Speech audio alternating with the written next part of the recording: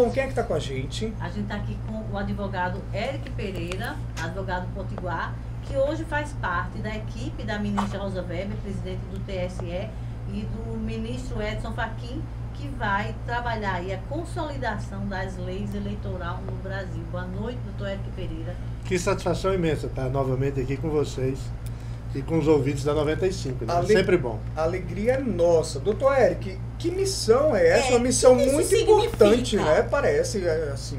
A gente precisa tirar as contradições que existem hoje no ordenamento jurídico, sobretudo no eleitoral. Você tem uma lei, que é a 9.504, é uma lei que ela trata de vários aspectos que já seriam suficientes para que você pudesse resolver um processo eleitoral. Mas aí surgem resoluções, surgem várias outras resoluções, onde ora você pode, por exemplo, fazer determinadas contratações e que essa burocratização torna, muitas vezes, uma insegurança jurídica.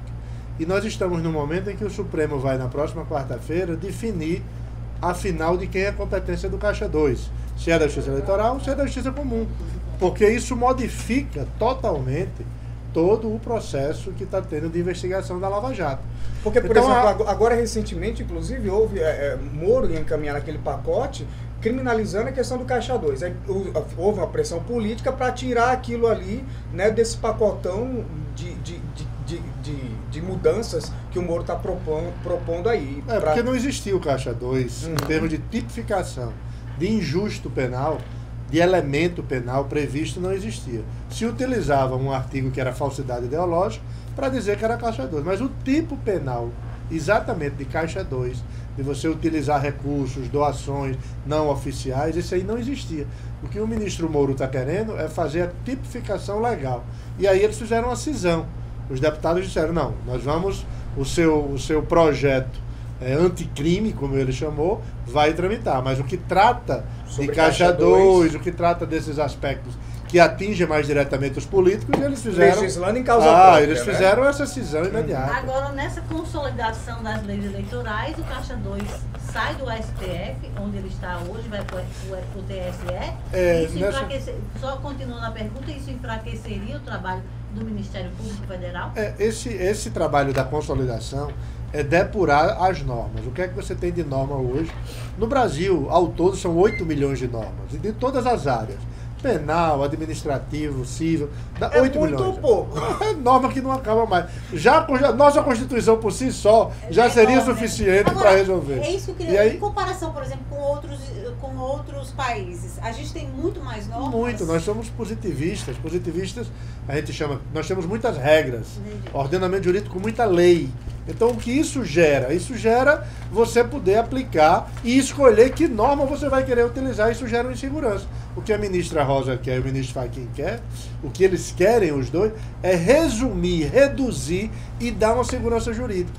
E esse momento que a gente está debatendo isso, é um momento que nós vamos ter um julgamento agora, quarta-feira, importantíssimo para o país em depuração. Qual é? É discutir se esses processos da Lava Jato devem ir para a Justiça Eleitoral ou se esses processos devem ir exatamente para a Justiça Federal, para aquelas pessoas que perderam prerrogativa. Vai sair do Supremo. Na sua opinião, deve ir para onde? Eu acho que deve ir para o eleitoral. Eu acho que devem continuar no eleitoral. O Supremo já decidiu que em 2017, decidiu em 2018, que ficaria no direito eleitoral porque há uma previsão normativa de qualquer crime que seja conexo com o Caixa 2, ele deva ter uma investigação pela Justiça Eleitoral. Agora, você acha que enfraquece o trabalho do Ministério Público, como eles acham que pode Eu acho que sim. Por que enfraquece, Thaisa? Porque a Justiça Eleitoral ela não tem a mesma estrutura investigativa que você tem na Justiça Federal. Mas para que você faça a mudança dessa competência, você tem que mudar a norma, você tem que mudar a lei. A lei fala crime eleitoral e conexos é da Justiça Especializada. Então, se a lei fala isso, por que eu vou mudar ao sabor e à vontade do órgão acusador? Se enfraquece ou não, é consequência da lei. Vamos mudar a lei. Com a modificação da lei, aí vai se definir se vai para a Justiça Federal. Mas hoje, A lei determina que tem que ser a justiça eleitoral. Agora, os desdobramentos da Operação Lava Jato vão diretamente na questão não só eleitoral, né? É de recurso público mesmo. Você não acha que seria mais abrangente pelo fato de lidar diretamente com o recurso público? Você vê uma empresa como a Petrobras que foi completamente saqueada e destruída, e aí não há só um artifício eleitoral, mas há também alcançando aí o poder do executivo? Mas a Lava Jato, ela não vai toda para a Justiça Eleitoral. A única questão que vai para a Justiça Eleitoral é quando tratar de Caixa 2. Aqueles que nas delações que usou dinheiro de forma escondida, Caixa 2, Caixa 3, né, SCAF, esse Paulo Preto, esse pessoal, isso é Caixa 2. Mas os demais crimes, eles vão continuar. Quem tem prerrogativa fica no Supremo. Quem não praticou Caixa 2, mas praticou peculato, corrupção, ou seja, pode ser formação de investigado quadrilha. por todos. Eu acho que os órgãos de controle têm que ser o máximo possível. Nós não podemos ter órgão de controle na vontade do Ministério Público. Aí não. O Ministério Público está querendo agora até administrar o fundo que teve de resgate desse dinheiro desviado e roubado que o país... O Ministério Público não foi feito para administrar isso. O Ministério Público foi feito... Aqueles bilhões foram devolvidos para o Ministério Público. O Ministério Público quer que ele seja o gestor disso daí. Sim. Quer dizer, ele não confia nem no Poder Judiciário, nem muito menos no Executivo, porque eles dizem, ó, se foram eles que desviaram, você agora não pode devolver para eles. Mas não são eles, são instituições, são pessoas jurídicas, são outros gestores que estão ali. Então a gente também não pode ir com essa ideia de que todo mundo é desonesto. Agora, doutor Eric, qual é o prazo desse trabalho ser concluído? Existe um prazo? Da Lava Jato, nenhum. É algo orgânico. No caso desse trabalho que você vai realizar. O nosso trabalho, que é um trabalho de compilação e de depuração das normas, em um ano. E aí são reuniões temáticas, que são 12 temas que foram divididos, e nesses 12 temas cada um vai trabalhar e apresentar o seu relatório, e o ministro Fachin apresenta, digamos assim, numa grande reunião final, no final desse ano, para a imprensa. E aí vai ser votado e aprovado? Não, isso funciona? É um estudo. É um estudo. É um estudo normativo, onde nós vamos identificar onde há conflitos nessas normas. Por exemplo, a lei fala que você pode receber uma doação através de cheque nominal e cruzado.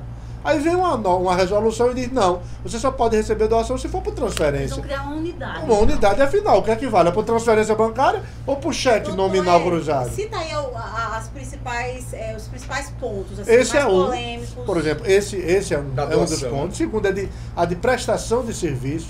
Nós temos que desburocratizar essa forma de prestação de serviço. Hoje é um risco, um advogado ser contratado, quando você menos esperar, você pode estar dentro de uma grande operação. Você já passou eu já passei, né? Eu sou exemplo né, disso aí e do chicote que levei, até você, um ano depois, conseguir provar que não tinha nada, absolutamente nada a ver. Então é essa depuração que a gente precisa dar, para dar segurança até para quem trabalha no processo eleitoral. Não é só a questão dos agentes políticos. Essa norma é em termos de sociedade. O que essa sociedade vai ter na depuração dessa vontade genuína do eleitor, o voto, o sufrágio, como é que eu garanto essa vontade? Através de um conjunto de normas que não seja conflitante. Qual vai ser o seu papel nesse trabalho? Você foi convidado pelo ministro Edson Fachin? Foi, pelo ministro Fachin, porque essa comissão ela foi criada pela ministra Rosa, e o presidente é o ministro Fachin, e aí ele constituiu esses 12 membros que estão participando. São 12 advogados, então especialistas. Não, são juízes, advogados, promotores. Especialistas em direito eleitoral. Direito constitucional, né? Estou trabalhando em cima de direito constitucional. E aí esse debate vai ser grupos que nós vamos, por exemplo, eu já fiz uma primeira análise das normas que eu tenho como sugestão, é a primeira temática, ele vai agora fazer o organograma de como serão discutidas essas sugestões de conflitos e contradições e o que é que pode melhorar. Tem que aprofundar muito, tem que estudar bem, né? Porque você faz por uma questão principiológica, tem que buscar os princípios.